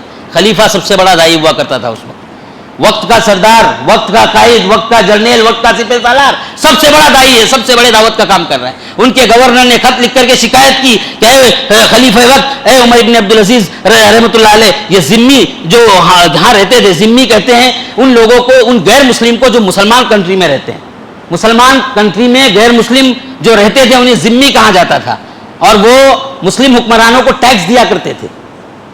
اور اس وقت کیا ہے، چند 10%، 15% یا 10 درہم 15 درہم کچھ ٹیکس دیتے تھے، اور سال بھر وہ مسلم حکمران کی ذمہ داری یہ ہوتی تھی کہ اس ٹیکس کے بدلے میں سال بھر ان کی جان کی، ان کے مال کی، ان کے عزت و آبرو کی حفاظت کی جائے. تو یہ ذمی کے بارے میں عمر ابن عبدالعزیز رحمۃ اللہ علیہ کے گورنر نے خط لکھ دیا کہ ذمی بہت زیادہ، بہت لوگ مسلمان ہو گئے ہیں. یہ ذمی جو رہتے تھے یہاں پر، جو ٹیکس دیتے تھے، وہ بہت کم ہو گئے ہیں، کیونکہ سارے مسلمان ہو گئے ہیں، بہت سارے مسلمان ہو گئے ہیں، اور وہ کم ہونے کی وجہ سے ٹیکس بھی کم آ رہا ہے. ٹیکس بھی کما رہا ہے. عمر ابن عبدالعزیز رحمۃ اللہ علیہ کیا دانشور آدمی، وقت کا خلیفہ. جب گورنر نے شکایت کی کہ ذمی کم ہو گئے ہیں، مسلمان ہو گئے ہیں، ان کے مسلمان ہونے کی وجہ سے، چونکہ مسلمان ہونے پر ٹیکس معاف ہے، مسلمان ہونے کی وجہ سے ٹیکس نہیں آ رہا ہے، تو عمر ابن عبدالعزیز رحمۃ اللہ علیہ نے اپنے اس گورنر کو ڈانٹتے ہوئے خط لکھا، اور ڈانٹ کر خط لکھا کہ تمہیں ذمی مسلمانوں کی اور ان کے ٹیکس کم ہو رہا ہے اس کی فکر ہے. انہوں نے کہا کہ ان اللہ تعالی بعث محمدا ہادیا ولم یبعثه جابین. عمر بن عبدالعزیز رحمۃ اللہ علیہ نے فرمایا کہ اللہ تبارک و تعالیٰ نے محمد صلی اللہ علیہ وسلم کو جو مبعوث کیا نا، وہ ہادی بنا کر کے مبعوث کیا تھا، ہدایت کا سرچشمہ بنا کر کے مبعوث کیا ہے. ٹیکس وصول کرنے کے لیے نبی صلی اللہ علیہ وسلم کو مبعوث نہیں کیا. ڈانٹتے ہوئے خط لکھا. یہ عمر ابن عبدالعزیز رحمۃ اللہ علیہ تھے. تمہیں تو خوش ہونا چاہیے، یہ ذمی مسلمان ہو رہے، مسلمانوں کی تعداد بڑھ رہی، اسلام کی طاقت پھیل رہی ہے، تمہیں تو خوش ہونا چاہیے، تم ناراض ہو رہے ہو. عمر ابن عبدالعزیز خلیفہ وقت تھے، وقت کے بہت بڑے داعی تھے. تو یہ دعوت کا کام ہم ماضی میں اس لیے عزیز ہوئے نا، اس لیے عزیز ہوئے کہ ہم نے اس دین کو اپنی حد تک محدود نہیں رکھا، ہم نے اس دین کو ہر جگہ پھیلایا. یہ سچا دین، یہ کلچر، یہ تہذیب ہم نے دنیا تک پہنچائی. غیروں سے ہم کا کہ اب ہمارے یہاں کیا ہو رہا ہے، ماضی میں ہم نے ہمارا کلچر لوگوں تک پھیلایا، آج ہم لوگوں کا کلچر لینے، ہم دینے والی قوم بن جائے، لینے والی قوم نہ بن جائے. ماضی میں ہم نے اپنا عقیدہ دیا، اپنا کلچر دیا، اپنی تہذیب دی، اور اپنی شریعت اور اپنا دین پھیلایا. لیکن آج ہم کیا کر رہے ہیں، دوسروں کا کلچر لے رہے ہیں، دوسروں کا دین لے رہے ہیں، دوسروں کے افکار لے رہے ہیں، دوسروں کے نظریات لے رہے ہیں، دوسروں کے عقیدے لے رہے ہیں. خاص طور سے آپ دیکھیں دنیا کے قوم کی دو ہی حالتیں ہو سکتی ہے. عربی کا مقولہ ہے نا، من لا یدعو یدعا، اگر یا تو تم داعی بنو یا تو مدعو بنو، یا تو بلانے والے بن جاؤ یا تو تم کو کوئی بلائے. آج ہمیں کوئی بلا رہا ہے، اپنی دعوت دے رہا ہے، اپنے عقیدے سکھا رہا ہے، اپنے افکار ہمارے ذہن و دماغ میں ڈال رہا ہے. آج دیکھیں مسلمانوں کا حال، کیا غیروں کا کلچر ہمارے اندر آیا ہے یا نہیں آیا ہے؟ دل پر ہاتھ رکھ کر کے بولیے، کیا غیروں کا کلچر ہمارے اندر آیا کہ نہیں آیا ہے؟ آج ہماری یوم ولادت ہوتی ہے تو ہم برتھ ڈے مناتے ہیں، یہ کون سا کلچر ہے؟ کیا اسلامی کلچر ہے؟ ہم نے کون سا کلچر دیا لوگوں کو؟ جب میاں بیوی کی شادی ہوتی ہے، شادی کا 1 سال جب ہوتا ہے، ہم اینیورسری منانے لگ جاتے ہیں. یہ کون سا کلچر ہے؟ یہ غیروں سے کلچر ہم نے لیا ہے. ہمیں چاہیے کہ ہم ہمارا کلچر لوگوں میں پھیلائیں، دعوت کا کام کرے، امر بالمعروف کا کام کرے، نہی عن المنکر کا کام کرے. جو فریضہ اللہ تبارک و تعالیٰ نے ہم پر عائد کیا ہے، اس فریضے کی ادائیگی کے لیے ہم کام کریں. ہم دوسروں کے عقیدے لینے کے لیے ہیں، ہم دوسروں کے افکار لے رہے ہیں، ہم دوسروں کا کلچر لے رہے ہیں، ہم دوسروں کے نظریات لے رہے ہیں. ہم دینے والی قوم بن جائیں، ہم لینے والی قوم نہ بنے. بنی اسرائیل پر اللہ تبارک و تعالیٰ نے داؤد علیہ السلام اور عیسیٰ علیہ السلام کی زبانی لعنت بھیجی تھی اور یہ ملعون قوم قرار دی تھی. وہ اس لیے کیونکہ وہ نہی عن المنکر نہیں کیا کرتے تھے، امر بالمعروف نہیں کیا کرتے تھے، لوگوں کو بھلائی کا حکم نہیں دیتے تھے، برائی سے نہیں روکتے تھے. لہٰذا میری اور آپ کی یہ ذمہ داری ہے کہ اس زوال سے بچنا ہے تو اس فریضے کی ادائیگی کے بارے میں سنجیدہ ہو جائے، فکر مند ہو جائے. یہ نہ سوچے کہ فلاں آدمی کر رہا ہے، مجھے کرنے کی کیا ضرورت ہے. بھائی آپ اپنی ذمہ دار ہو، آپ بھی اس دعوت میں برابر کے حقدار ہو. خیر امت خالی وہ نہیں ہے، آپ بھی خیر امت ہو. یہ فریضہ آپ پر بھی عائد ہوتا ہے.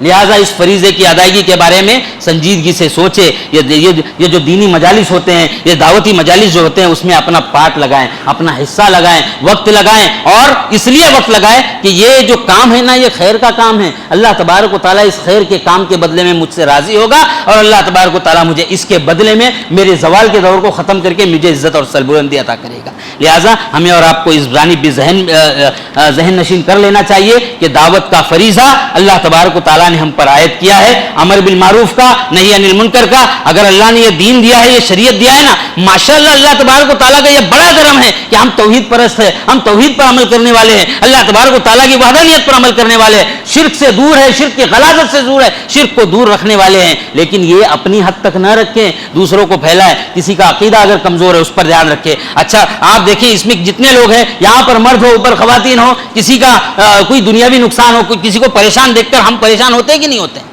کوئی بھوکا ہے آپ کے پڑوس میں، آپ کے گاؤں میں، ہم اور آپ دیکھتے ہیں فلاں بھوکا ہے، ہم اس کو کھانا کیسے کھلائیں، اس کی ضرورت کو کیسے پوری کریں، یہ ہم اور آپ سوچتے ہیں اور اس کی ضرورت کو پورا بھی کرتے ہیں.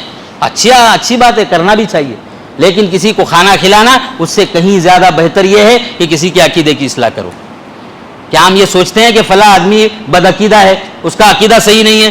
فکر انسان کو ہونی چاہیے، تڑپ ہونی چاہیے، یار میرے بھائی کا عقیدہ صحیح نہیں، میں اس کا عقیدہ صحیح کیسے کروں؟ وہ اعمال سے دور ہے، اس کے اعمال صحیح نہیں ہے، اس کو اچھے اعمال کی طرف کیسے لاؤں؟ یہ میرا اور آپ کا جذبہ ہونا چاہیے. لہٰذا یہ امت کو زوال سے بچنا ہے تو اس فریضے کی ادائیگی کے بارے میں سوچنا پڑے گا. جب تک امت اس فریضے کی ادائیگی کرتی تھی، اللہ تبارک و تعالیٰ نے عزت و سربلندی عطا کی تھی. لہٰذا عزت و سربلندی چاہیے تو اس فریضے کی ادائیگی کرے. اسی طرح سے زوال کا سبب یہ بھی ہو سکتا ہے کہ اسلامی اخلاق کا فقدان. موجودہ حالات میں حالات کا اگر مقابلہ کرنا ہے تو اچھے کیریکٹر سے کرے، اچھے اخلاق سے کرے، اچھے کردار سے کرے. آپ کا اخلاق، آپ کا کیریکٹر آپ کی پہچان ہونا چاہیے. اخلاق ایک ایسا جوہر ہے کہ دشمن بھی سر جھکانے پر مجبور ہو جاتا ہے، دشمن بھی سر جھکانے پر موجود رہا ہے. جس جگہ رہو سب کے ساتھ اچھا سلوک کرو. جس گھر میں رہو، پاس پڑوس میں لوگ ہیں، اچھا سلوک کرو. جس گلی میں رہو، گلی والوں کے ساتھ اچھا سلوک کرو. محلے والوں کے ساتھ اچھا سلوک کرو. گاؤں والوں کے ساتھ اچھا سلوک کرو. یہ اچھا سلوک کرنے کی اسلام دعوت دیتا ہے. یہ کیریکٹر اور یہ اخلاق ہونا چاہیے. جب مکہ سے مسلمان نکالے جا رہے تھے، مکہ والے کہہ رہے تھے، جو کافر ہے وہ کہہ رہے تھے مسلمانوں کو نکلو یہاں سے، نکالے جا رہے تھے. جب مکہ نکالے جا رہے تھے، جب ابو بکر، سارے مسلمان، بہت سارے مسلمان چلے بھی گئے، حبشہ کی طرف ہجرت کر کے گئے. ابو بکر صدیق رضی اللہ تعالیٰ عنہ جب جانے لگے، ابو بکر صدیق رضی اللہ تعالیٰ عنہ مکہ سے نکل گئے، ہجرت کرنے جانے لگے. راستے میں ابن الدگنہ مل گیا. ابن الدگنہ مکہ کے سرداروں میں سے ایک بہت بڑا سردار تھا. ابن الدگنہ مل گیا راستے میں اور کہا ابو بکر کہاں جا رہے ہو؟ کہاں ابو بکر صدیق نے کہ مکہ کی سرزمین میری عبادت کے لیے تنگ ہے، لہذا میں ایسی جگہ جانا چاہتا ہوں جہاں سکون سے آزادی کے ساتھ اللہ کی عبادت کر سکوں، آزادی کے ساتھ اللہ کی عبادت کر سکوں. لہذا ابن الدگنہ نے کہا مثلک یا ابا بکر لا یخرج ولا یخرج. یہ کافروں کا معاملہ تھا مسلمانوں کے ساتھ. اللہ اکبر. ابو بکر صدیق نے کہا کہ میں یہاں سے جانا چاہ رہا ہوں تاکہ میں آزادی کے ساتھ اپنے رب کی عبادت کر سکوں. ابن الدگنہ نے کہا کہ تم جیسے انسان کو نہ خود نکلنا چاہے نہ لوگوں نے نکلنا چاہیے. تم جیسا شریف انسان، ابو بکر صدیق جیسا انسان، تم تو محتاجوں کی مدد کرتے ہو، تم تو صلہ رحمی کرتے ہو، بے کسوں کی مدد کرتے ہو، اور ایسے لوگ جو حق پر ہے ان کو حق دلایا کرتے ہو. ارے تم کو کیسے نکلنا چاہیے؟ تم کو تو لوگوں نے نکلنا بھی نہیں چاہیے. تم چلو، میں تم کو اپنی پناہ دیتا ہوں، دیکھتا ہوں تم کو کون ہاتھ لگاتا ہے. یہ کون کہہ رہا ہے؟ ابن الدگنہ جو وقت کا سردار ہے، مکہ کا سردار تھا، مکہ کے سرداروں میں سے ایک سردار تھا. وہ کہہ رہا ہے ابو بکر صدیق کے بارے میں، ارے آپ تو بہت شریف ہو، محتاجوں کی مدد کرتے ہو، بے کسوں کی مدد کرتے ہو، صلہ رحمی کرتے ہو، رشتہ داریوں کو جوڑتے ہو اور سب کو حق دلایا کرتے ہو. آپ کیسے نکل سکتے ہو؟ نہ آپ کو نکالا جا سکتا ہے نہ آپ خود نکل سکتے ہو. اللہ اکبر. یہ ابو بکر صدیق کے بارے میں ابن دگنہ کہہ رہا ہے. ابو بکر جا رہے تھے، اتنا عظیم کیریکٹر ابو بکر صدیق کا، اتنی عظیم ہستی ہے، اتنا بلند ہے کہ ابو بکر جا رہے ہیں تو انہیں لگا کہ مکہ کی ایک دولت جا رہی ہے. اتنا شریف آدمی، یہ کیریکٹر بناؤ. کافر بھی بولنے پر مجبور ہو جائے کہ یہ ان کا کیریکٹر ہے، یہ ان کا اخلاق ہے، یہ ان کا کردار ہے. اللہ اکبر. اپنے کیریکٹر سے اپنی عزت اور سربلندی کے جھنڈے گاڑو. یہ نہیں ہے کہ اللہ تبارک و تعالیٰ نے دیا ہے جسم، جان دیا ہے، طاقت دیا ہے، کہیں بھی استعمال کرو.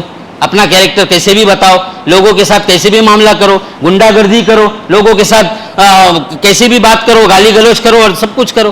ارے پاور دیا ہے اللہ تبارک و تعالیٰ نے، طاقت دیا اللہ تبارک و تعالیٰ نے، ارے جان دیا ہے رب العالمین نے، لیکن چھیننے کا بھی اختیار اللہ تبارک و تعالیٰ کو.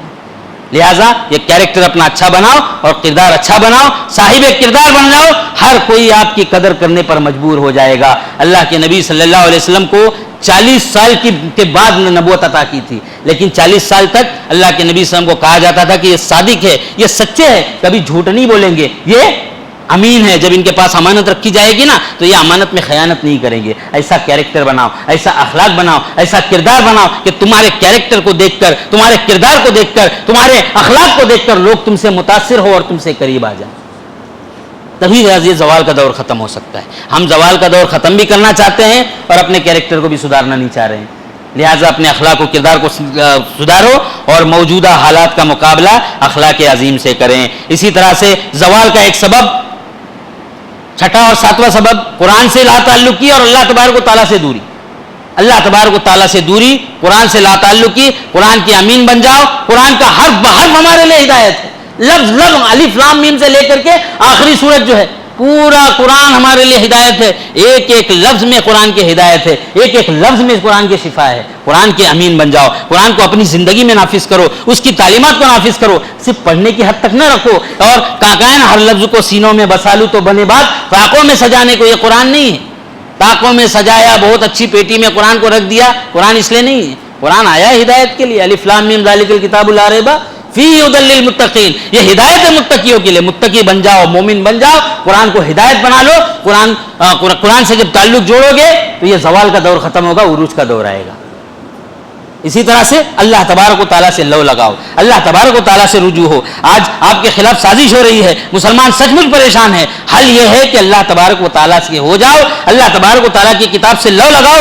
ساری دنیا مل کر بھی کچھ نہیں بگاڑ سکتی. جب اللہ کے ہو جاؤ گے نا تو ساری دنیا مل کر کے کچھ نہیں بگاڑ سکتی. یہ اللہ تبارک و تعالیٰ کا قانون ہے. حدیث قدسی ہے جس میں اللہ تبارک و تعالیٰ نے فرمایا, من عاد لی ولیا فقد آذنتہ للحرب, جو میرے دوست سے دشمنی کرے گا میرا اس سے اعلان جنگ ہے. اللہ تبارک و تعالیٰ کہتا ہے میرے ولی سے جو دشمنی کرے اس سے میرا اعلان جنگ ہے. جو اللہ تبارک و تعالیٰ کے نیک بندوں کو ستائیں گے, اللہ تبارک و تعالیٰ نے کہا ہے کہ میرا ان سے اعلان جنگ ہے. مطلب یہ ہے کہ اگر ہم دشمنوں کی سازش سے بچنا چاہتے ہیں تو اللہ کے حفظ و امان میں آ جائے, اللہ تبارک و تعالیٰ سے لو لگائے. دنیا, پوری دنیا مل کر کے بھی ہمارا کچھ بگاڑ نہیں سکتی. اس کی ایک مثال لے لیجئے, زبیر ابن عوام رضی اللہ تعالیٰ عنہ بڑے پیارے صحابی تھے جن کو حواری رسول اللہ صلی اللہ علیہ وسلم کا لقب تھا کہ اللہ کے نبی صلی اللہ علیہ وسلم کے بڑے پیارے صحابی. عشرہ مبشرہ میں, عشرہ مبشرہ وہ صحابہ جن کو ایک ہی مجلس میں اللہ کے نبی صلی اللہ علیہ وسلم نے کہا ابو بکر جنتی, عمر جنتی, عثمان جنتی, علی جنتی, عبد الرحمن بن عوف جنتی, سعید بن زید جنتی, زبیر ابن عوام جنتی, ابو عبیدہ بن جراح جنتی, سعد ابن معاذ جنتی. یہ 10 صحابہ تھے جن کو اللہ کے نبی صلی اللہ علیہ وسلم نے ایک ہی مجلس میں جنت کی بشارت دی تھی. اس میں تھے زبیر ابن عوام رضی اللہ تعالیٰ عنہ. زبیر ابن عوام رضی اللہ تعالیٰ عنہ کے بارے میں آتا ہے کہ ایک شخص نے ان کو شہید کیا. اس کا نام تھا ابن جرموز. ابن جرموز نے زبیر ابن عوام رضی اللہ تعالیٰ عنہ کو شہید کیا. بڑے شہید تھے, نبی کے شہید تھے. صحابی کو اگر مارے گے تو اللہ تعالیٰ سکون میں رکھے گا. من عاد لی ولیا فقد آذنتہ بالحرب, جو میرے دوست کو اس سے دشمنی کرے اللہ کہتا ہے کہ میرا اس سے اعلان جنگ ہے. زبیر ابن عوام رضی اللہ تعالیٰ عنہ کو جب قتل کیا, ابن جرموز کے بارے میں آتا ہے کہ ابن جرموز کی زندگی اس کے بعد پریشانیوں میں اور اضطراب میں گھر گئی. ہر جگہ پریشان, ہر جگہ پریشان, انزائٹی ہونے لگی. اس کے بعد وہ پریشانیوں میں, ڈپریشن میں گیا. نہ دن میں سکون ہے, نہ رات میں سکون ہے. رات میں بھی سوتا تھا تو بھیانک سپنے آتے تھے, درد کے مارے اٹھ جاتا تھا. اتنا پریشان تھا, اتنا پریشان تھا. وہ سمجھ گیا کہ زبیر ابن عوام جو اللہ کے نبی صلی اللہ علیہ وسلم کے چہیتے تھے, میں نے ان کو قتل کیا ہے, ان کو شہید کیا ہے, ان کو مارا ہے, اسی لیے میری جو زندگی ہے وہ بے چینی میں گزر رہی ہے, میری زندگی پریشانیوں میں گزر رہی ہے. لہٰذا اس بے چینی کے عالم میں گئے زبیر ابن عوام رضی اللہ تعالیٰ عنہ کے بیٹے کے پاس, مصعب کے پاس گئے. مصعب ابن زبیر کے پاس گئے, کہا کہ میں نے تمہارے باپ کو مارا تھا, لہٰذا بدلے میں مجھے مار ڈالو, قصاص لے لو. خود مطالبہ کر رہا ہے سامنے سے کہ میری زندگی اجیرن ہو گئی, پریشانیوں میں مبتلا, ہر جگہ پریشانی, ہر جگہ پریشانی. مصعب ابن زبیر کے پاس گئے, کہا کہ مجھ سے قصاص لے لو, مجھ سے بدلہ لے لو. مصعب نے کہا کہ میں اپنے بھائی سے مشورہ کروں گا. گئے عبداللہ بن زبیر رضی اللہ تعالیٰ عنہ کے پاس, ان سے مشورہ کیا. کہا کہ ابن جرموز جو ہمارے والد کا قاتل ہے وہ آ رہا ہے, کہہ رہا ہے کہ مجھ سے قصاص لے لو, مجھ سے بدلہ لے لو, اپنے والد کے خون کا بدلہ مجھ سے لے لو. عبداللہ بن زبیر نے کہا کہ نہیں, ہم قصاص نہیں لیں گے. میرے والد کی جان اس کی جان سے کئی زیادہ عزیز ہے, اس کی جان کچھ بھی نہیں میرے والد کے مقابلے میں, لہٰذا ہم قصاص نہیں لیں گے. ہم اس کے لیے آخرت کے کیونکہ قصاص لیں گے تو دنیا میں اس کا بدلہ ختم ہو جائے گا, آخرت میں اس کا عذاب نہیں ہے. کہا کہ اس کی آخرت کے عذاب کے لیے اس کو چھوڑ دیں گے. جب یہ کہا ابن جرموز اور پریشان ہو گیا. کہا گیا ایک عمارت کے پاس, بوسیدہ عمارت تھی. کہاں جب عمارت کے اونچے حصے پر گیا اور لوگوں سے کہا کہ مجھے یہاں دھکا دے دو, یہاں سے دھکا دے دو. کسی نے دھکا دیے, گر گیا اور مر گیا. یہ حالت تھی. من عاد لی ولیا وقد آذنتک بالحرب، یہ اللہ کا قانون ہے. ارے اللہ کے بندوں کو ستاؤ گے، نیک بندوں کو ستاؤ گے، شریف بندوں کو ستاؤ گے.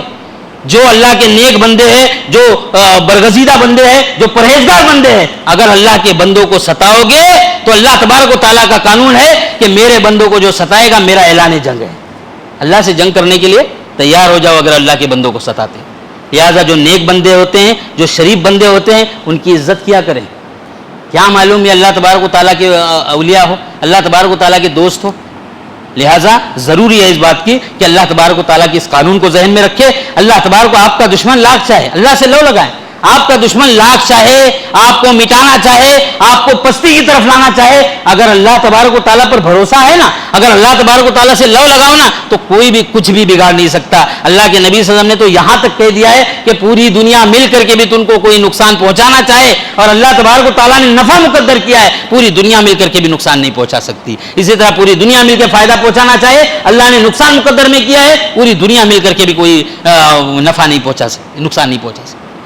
یہ قانون ہے اللہ کا، یہ قانون ہے. نبی صلی اللہ علیہ وسلم نے یہ تعلیمات دی ہے. ان تعلیمات کو ذہن میں رکھے ساری دنیا مل کر کے کچھ بگاڑ نہیں سکتی ہے. قرآن سے لو لگائیں. قرآن ہمارے لیے ہدایت ہے اور ترک قرآن یہ زوال امت کا بہت بڑا سبب ہے. اللہ تبارک و تعالیٰ نے کہا وقال الرسول یا ربی ان قوم اتخذوا هذا القرآن مهجورا، اور رسول سے کہا رسول نے کہ اے رب یہ میری قوم ہے جنہوں نے قرآن کو چھوڑ دیا ہے، قرآن کو چھوڑ دیا. لہٰذا قرآن کو چھوڑو گے، اور یہ قرآن نزول قرآن کا مہینہ ہے. ہم لوگ قرآن کی تلاوت کرتے ہیں، قرآن کو پڑھتے ہیں. قرآن کی تلاوت کے ساتھ، اس کو پڑھنے کے ساتھ اس کو سمجھنے کی بھی ترتیب بنانا چاہیے. اس کو سمجھ کے پڑھیں، اس کو سمجھ کے پڑھ کر کے ان کی تعلیمات کو اپنی زندگی میں لائیں. اسی طرح سے بس 2-4 منٹ میں اپنی بات کو ختم کروں گا. ایک چیز بزدلی اور مایوسی بھی ہے. بعض دفعہ حالات کا مقابلہ ہم کیسے کرنے جاتے ہیں، یا جب حالات ہمارے سامنے آتے ہیں کہ پریشان کن حالات ہے، ہم بولتے ہیں مسلمانوں کو پریشان کیا جا رہا ہے، فلاں جگہ کی خبر آ رہی کہ مسلمان یہ ہوتے، پھر کیا ہوتے ہیں ہم لوگ بزدلی کا شکار ہونے جاتے ہیں، مایوسی کا شکار ہونے جاتے ہیں. ارے مسلمان پست ہمت نہیں ہوتا، مسلمان بزدل نہیں ہوتا، مسلمان مایوس نہیں ہوتا، کیونکہ مسلمان کے بعد اللہ کا دیا ہوا قانون ہے، اللہ کی دی ہوئی شریعت ہے. اور اللہ کی دی ہوئی شریعت، اللہ کی دی ہوئی کتاب، اللہ نبی صلی اللہ علیہ وسلم کی جو تعلیمات ہے وہ کبھی بزدلی نہیں سکھاتی، وہ کبھی مایوسی نہیں سکھاتی. ارے اللہ تبارک و تعالیٰ کی طرف آؤ، بزدلی کا دور ختم کرو، مایوسی کا دور ختم کرو، حالات کا مقابلہ صبر کے ساتھ کرو. صبر ایسی طاقت ہے کہ انسان کو بہت حوصلہ دیتی ہے، حوصلہ دیتی ہے. کتنے بھی حالات آ جائے بزدل مت بنو. مسلمان بزدل نہیں ہوتا، مومن بزدل نہیں ہوتا، اور مومن مایوس بھی نہیں ہوتا، اس لیے کہ اس کو معلوم ہے اللہ تبارک و تعالیٰ نے کہا تھا وَلَا تَهِنُوا وَلَا تَحْزَنُوا وَأَنْتُمُ الْأَعْلَوْنَ إِن كُنتُم مُؤْمِنِينَ. جنگ احد کے ٹائم پہ جب مسلمان پست ہمت ہو گئے تھے، اللہ تبارک و تعالیٰ نے کہا کہ غم نہ کرو، سستی کا بزدلی کا شکار نہ ہو جاؤ، تم ضرور سربلند رہو گے. اگر تم مومن ہو تو ضرور بضرور سربلند رہو گے. یمسسکم کرہن فقد مس القوم کرہم مثل وتلک الایام نداولها بین الناس. اللہ تبارک و تعالیٰ نے تسلی آمیز کلمات کہے کہ آج تم پر زخم لگے ہیں. جنگ احد میں مسلمانوں کو زخم لگے تھے، آج تم پر زخم لگے ہیں. تم نے بھی تو جنگ بدر میں ان کو زخمی کیا تھا، تم نے بھی تو زخمی کیا تھا. جزاک اللہ خیر.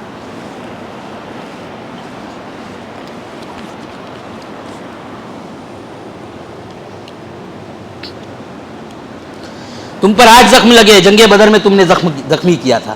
لہذا غم نہ کرو، پریشان مت ہو جاؤ، پست ہمت نہ ہو جاؤ، مایوس نہ ہو جاؤ. اللہ تبارک و تعالیٰ نے کہا کہ ہوتا ہے کبھی ان کو زخم لگتے ہیں، کبھی تم کو زخم لگتے ہیں. لہذا حالات آئے تو حالات کا مقابلہ صبر کے ساتھ کرو، ضبط کے ساتھ کرو، ایمان کے ساتھ کرو، توکل کے ساتھ کرو. یہ ایمان کی دولت تمہارے پاس ہے، کوئی کچھ بھی نہیں بگاڑ سکتی. مومن کے دل میں نا امیدی کا آنا کفر کے برابر ہے. لہذا اسلاف کا معاملہ کیا تھا؟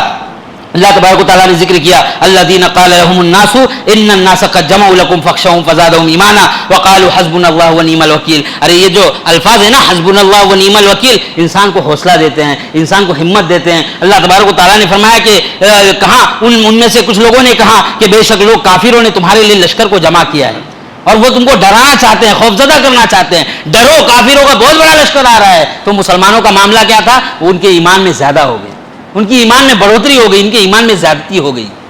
ڈرے نہیں، حالات کا مقابلہ ایمان سے کیا انہوں نے. اور کیا کہا؟ حسبنا اللہ ونعم الوکیل. اللہ تبارک و تعالیٰ ہمارے لیے کافی ہے، بہترین کارساز ہے. ابراہیم علیہ السلام جب نکالے جا رہے آگ میں پھینکے گئے تھے، انہی الفاظ کو حسبنا اللہ ونعم الوکیل. اللہ تبارک و تعالیٰ ہمارے لیے کافی ہے. سب سے بڑا نگراں، سب سے بڑا محافظ اللہ تبارک و تعالیٰ ہے. لہٰذا حالات کا مقابلہ ہمت سے کرے، حوصلے کے ساتھ کرے، مایوسی سے نہ کرے۔ صحابہ اکرام کو دیکھیے، انبیاء اکرام کو دیکھیے، کیسے کیسے حالات آئے تھے، لیکن حوصلہ نہیں ہارا، ہمت نہیں ہارا، پست ہمت نہیں ہوئے، نا امید نہیں ہوئے۔ وہ جانتے تھے نا اللہ تبارک و تعالیٰ نے کہہ دیا ہے کہ نا امیدی کفر ہے، اگر نا امید ہوگے تو اللہ تبارک و تعالیٰ پست ہمت بنائے گا۔ لہٰذا امید رکھو، اللہ تبارک و تعالیٰ امید دیتا ہے، قرآن امید دیتا ہے، شریعت امید دیتی ہے۔ حالات آئیں اس کا مطلب یہ نہیں کہ حوصلے ہار جاؤ، ہمت ہار جاؤ، بس ہمت نہ بنو، بلکہ اچھا حوصلہ اور اچھی ہمت رکھو۔ اسی طرح سے آخری بات کہہ کر کے اپنی بات کو ختم کروں گا، وہ یہ ہے کہ اپنی اجتماعی زندگی کو کبھی کمزور مت کرو۔ اجتماعی زندگی کمزور اگر پڑتی ہے تو یہ امت کے زوال کا ایک سبب ہے۔